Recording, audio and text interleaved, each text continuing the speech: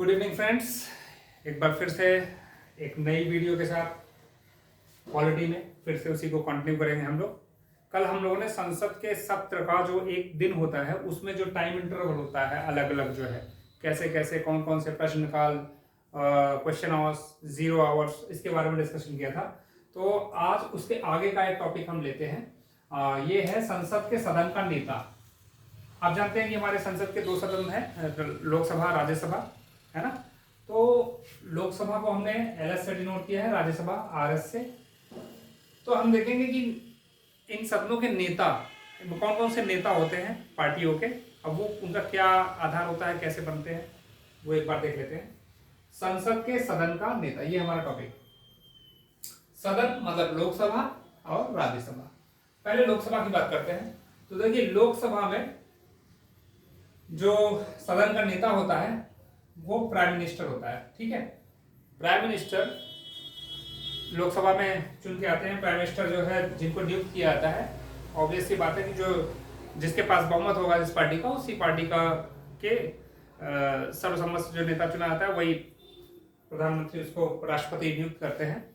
और प्रैक्टिकल उसमें अगर हम सेंस में बात करें तो जो प्रधानमंत्री हैं वो लोकसभा के सदन के नेता हैं। लोकसभा के सदन के नेता कौन होंगे? प्रधानमंत्री। जो भी प्रधानमंत्री के पद पर होंगे वो सदन के नेता कहलाएंगे।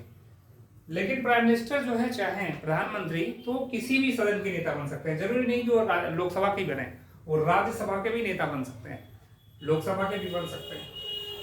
तो सदन के आमतौर पर प्राय जो है वो लोकसभा से चूंकि चुने जाते हैं और निर्वाचित होकर आते हैं, तो सदन के नेता लोकसभा के सदन के ही नेता बन जाते हैं प्राइम मिनिस्टर। लेकिन ऐसी कोई बाध्यता नहीं है, वो किसी भी सदन के नेता बन सकते हैं। ठीक है, लोकसभा में विपक्ष का नेता कौन बनेगा, इसकी बात हो जाए। एक तो हो गया सदन का नेता। सदन का नेता मतलब जो पार्टी बहुमत में है उसका नेता सदन का नेता, यानी प्रधानमंत्री जिसको बनाया जाएगा वो नेता हो गए। विपक्ष का नेता कौन होगा? विपक्ष का नेता देखिए वो होगा जो लोकसभा के 1/10 यानी 10वें हिस्से की सीट प्राप्त करने वाली जो पार्टी होगी उसका जो नेता चुना जाएगा वो विपक्ष का नेता होगा। मतलब कि वो पार्टी जो कम से कम कुल सदन की संख्या का 1/10वां भाग जो पार्टी जीतेगी वो विपक्ष का नेता उस पार्टी से चुना जाएगा। ठीक है, सपोज कीजिए कि हमारे पास अभी 547 ये सीटें हैं लोकसभा में, तो इसका 10वां भाग जो हो गया वो अगर हम नियरेस्ट इंटीजर में लें तो 55 सीट आएगी। तो 55 सीट मिनिमम पानी है किसी भी पार्टी को विपक्ष का नेता चुनने के लिए। ठीक है, उस पार्टी से चुना जाएगा जिसकी कम से कम 55 सीट लोकसभा इलेक्शन में होंगी। आपको मालूम है कि पिछली बार जो लोकसभा का चुनाव हुआ था, इस बार का नहीं, इससे पिछली बार 2019 का, जिसमें कि कांग्रेस अपना विपक्ष का नेता भी उनको नहीं मिल पाया था क्योंकि उनकी सीटें 55 नहीं आ पाई थी, कम थी। तो ये हो गया विपक्ष का नेता। ठीक है, और ये जो है ये आपका सदन का नेता। ये एक एग्जांपल था पिछले इलेक्शन का जो मैंने यहाँ पे दिया। ठीक है, अब राज्यसभा का नेता अगर हम बात करें तो राज्यसभा में सदन का नेता होगा वो प्राइम मिनिस्टर। अगर लोकसभा में नेता बन गए हैं तो वो नियुक्त कर देंगे किसी को राज्यसभा में सदन का नेता, जिसको वो चाहेंगे उसको नियुक्त कर देंगे उधर राज्यसभा में, वो बन जाएगा सदन का नेता। कहाँ का? राज्यसभा का। और राज्यसभा में विपक्ष का नेता कौन बनेगा?